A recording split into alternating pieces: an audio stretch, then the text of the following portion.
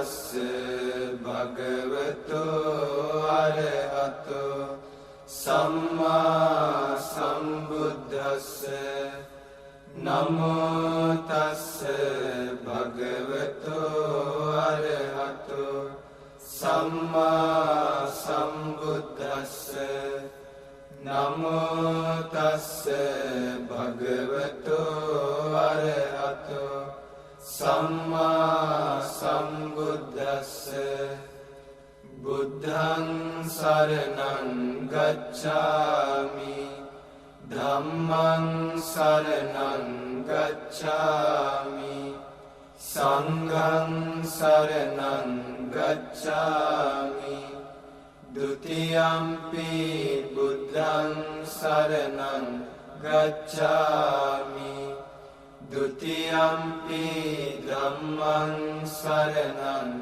ගච්ඡාමි ဒုတိယံ පි සංඝං සරණං ගච්ඡාමි တတိယံ පි බුද්ධං සරණං දේශවර්ධනී තෛලය සඳහා අපි භාවිතා කරන ඖෂධ කිහිපයකින් එක් ඖෂධයක් තමයි මේ අරගෙන තියෙන්නේ.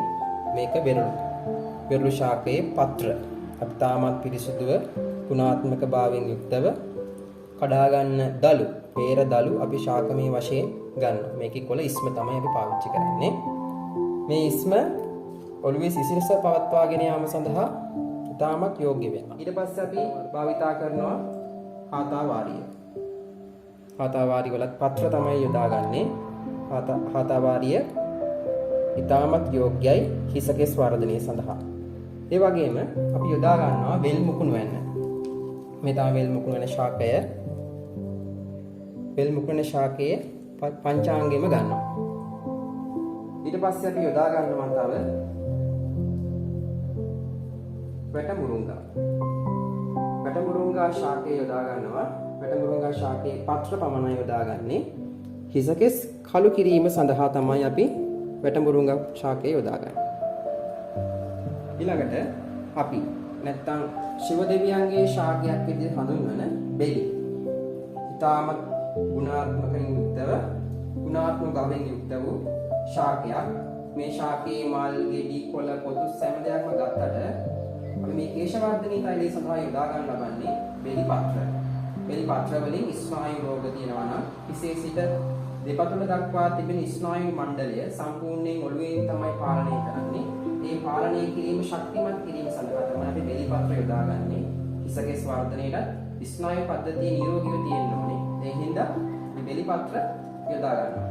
ඊළඟට අපි මේකේ භාවිතා කරනවා කෝමාරිකා. කෝමාරිකා ශාකයේ මද කොළ පාට පොත්තර හැලා ඒකෙන් යොදා ගන්න මැද සම්පූර්ණයෙන්ම යොදා ගන්නවා. මොකද මේ කේශ වර්ධනයේට අත්‍යවශ්‍යම දෙයක් තමයි සිසිලස. ඔළුවේ සිසිලස තමයි තියෙන්න ඕන නිරෝගීමත් කෙස් කලඹක් සකසා ගන්න හින්දා අපි කෝමාරිකා යොදා ගන්නවා. ඊට අමතරව අපි යොදා ගන්නවා කරපිංච. කරපිංච ශාකයේ කොළ මේ සඳහා යොදා ගන්නවා හිසකෙස් කළු කිරීම සඳහා. ඒ වගේම සමම් පිච්ච මල් සහ කොළ. මනසේ ඇතිවන පීඩාකාරී තත්ත්වය මගහරවා ගැනීමට ඒ වගේම අපි යොදා ගන්නවා ගොටුකොළ ශාකයේ වෙල් ගොටුකොළ නැත්නම් බෙහෙත් ගොටුකොළ කියලා කියනවා. ඊටමත් චූටි ශාකයක් මේක. අපි කඩේ වෙළඳ පොලේ ගන්න තියෙන ගොටුකොළ වගේ නෙමෙයි. මේක වැලක් ආකාරයට යන්නේ. හොඳට බලන්න. චූටි මුලක් තියෙන්නේ. ශාකයේ ඊටමත් කුඩයි. මේ වෙල් ගොටුකොළ අපි යොදා ගන්නවා. නැත්නම් බෙහෙත් ගොටුකොළ යොදා ගන්නවා. කේශවර්ධනී තෛලය සඳහා. මේකෙන් කරන්නේ සෙම ගතිය, තෙලේ තියෙන සීතල ගතිය අඩු කරලා හිසට ඕන ශක්තිමත් ගතිය ඇති කරලා දෙන හිසකෙස් සඳහා. ඒ වගේම අපි යොදා ගන්න ලබනවා නිල් මානෙල්, මල් පෙති සහ රේණු යොදා ගන්න ලබනවා. ඒ යොදා ගන්න ලබන්නේ ඇස් වල තියෙන රෝග නැති කිරීම සඳහා. කේශවර්ධනී තෛලය 108ක් රෝග සඳහා යෝග්‍ය වෙන බව කියනවා. ඊට අමතරව අපි හොඳට පැහුණු පොල් කිරි යොදා ගන්න ලබනවා. ගොඩක් වෙලාවට මේ පොල් ගන්න ලබන්නේ තැඹිලි පොල්. තැඹිලි පොල් තමයි ගන්නෙ. ඊට අමතරව තෙල සඳහා අපි රහස් බෙහෙත් ඖෂධයක් යොදනවා. ඖෂධ වර්ග කීපයක් ඔයගලන්ට පෙන්වන්න පුළුවන්. මේක ගොඩක් දුරට තියෙනවා සුදු හඳුන්, නාමල් රේණු, සපු මල් රේණු වගේ ශාක කුඩු කරලා ඒකේ බෙහෙත් ඖෂධ 32ක වගේ ප්‍රමාණයක් තියෙනවා.